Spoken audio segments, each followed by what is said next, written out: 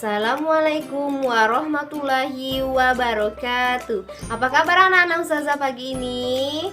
Semoga anak-anak ustazah di rumah dalam keadaan sehat walafiat. Baiklah, sebelum kita mulai pelajaran kita pada hari ini, marilah sama-sama kita membaca doa sebelum belajar terlebih dahulu. Anak-anak ustazah di rumah mengikuti ya. Doa sebelum belajar. Bismillahirrahmanirrahim. Raditu billahi robba wa bil islami dina wa bi muhammadin nabiyya wa rasulullah. Rabbi zidni ilma warzuqni fahman. Amin ya robbal alamin. Hari ini kita akan belajar pelajaran bahasa Indonesia tentang kosakata dengan materi hidup bersih dan sehat di rumah. Baiklah anak-anak ustazah, untuk lebih jelasnya anak-anak ustazah silakan simak baik-baik video yang akan ustazah tampilkan berikut ini. Disimak baik-baik dan dipahami ya. Selamat menyaksikan. Baiklah anak-anak ustazah, sekarang silakan buka buku tematik 2D-nya. Kita akan belajar mata pelajaran bahasa Indonesia tematik 2D hidup bersih dan sehat di rumah. Subtema 1, memahami kosakata. Nah, anak-anak ustazah silakan buka buku tematiknya pada halaman 1. Sudah ketemu halaman satunya? Oke. Sebelum kita membaca cerita tersebut, kita perhatikan dulu ada gambar di sana. Kita perhatikan seksama. Ya. Di sana ada gambar orang sedang menyapu, orang sedang mengepel, orang sedang mengelap meja, dan orang sedang mengelap kaca.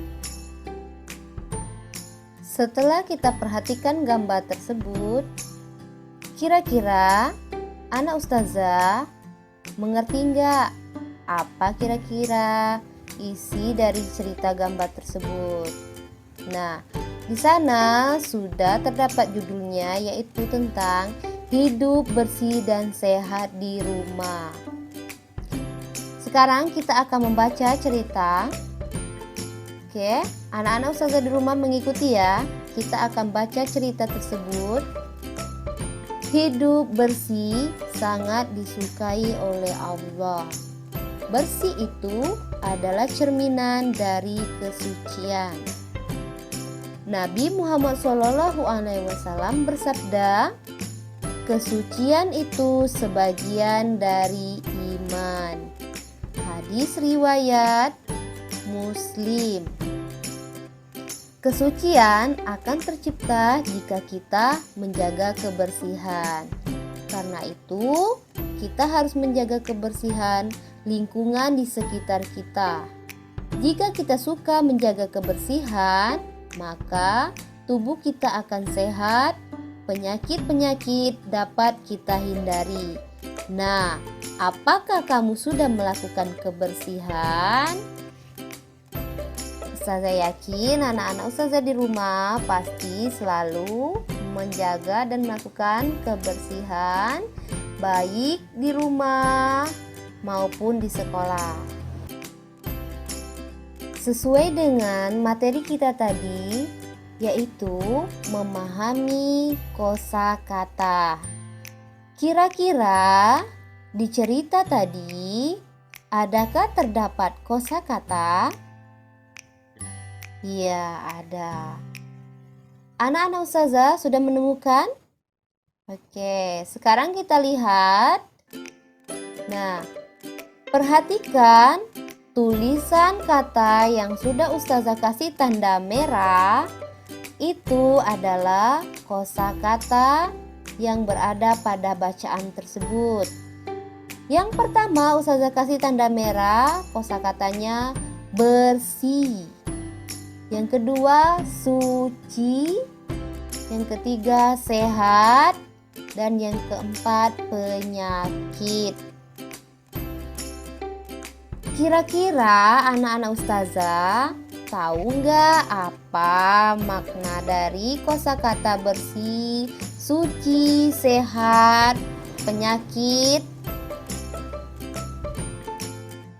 Kira-kira anak-anak ustazah ngerti nggak apa itu bersih, apa itu suci, apa itu sehat, apa itu penyakit? Nah, sekarang kita cari arti dari kosakata bersih. Bersih itu artinya bebas dari kotoran. Suci artinya tidak kena najis ataupun noda. Sehat, bebas dari sakit.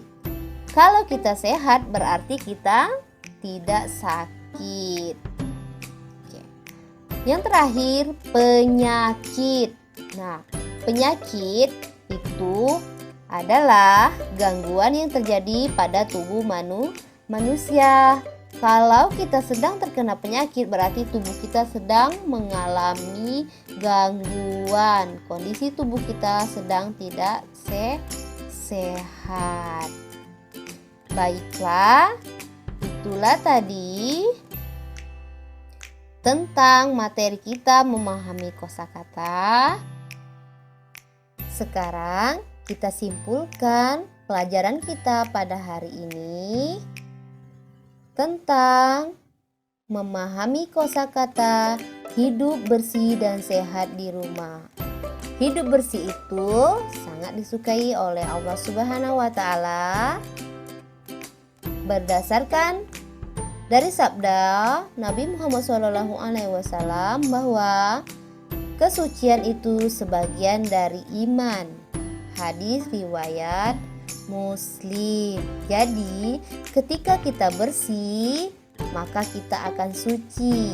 Ketika kita suci berarti kita termasuk orang-orang yang beriman. Nah, di dalam cerita tentang hidup bersih dan sehat di rumah tadi terdapat 4 kosakata yang kita temukan. Yang pertama, bersih. Bersih tadi bebas dari kotoran. Yang kedua, suci. Suci berarti tidak kena najis ataupun noda. Yang ketiga, sehat. Sehat berarti bebas dari sakit. Kalau kita sehat berarti kita tidak sedang terkena penyakit. Yang keempat, penyakit. Nah, penyakit itu adalah gangguan yang terjadi pada tubuh manusia.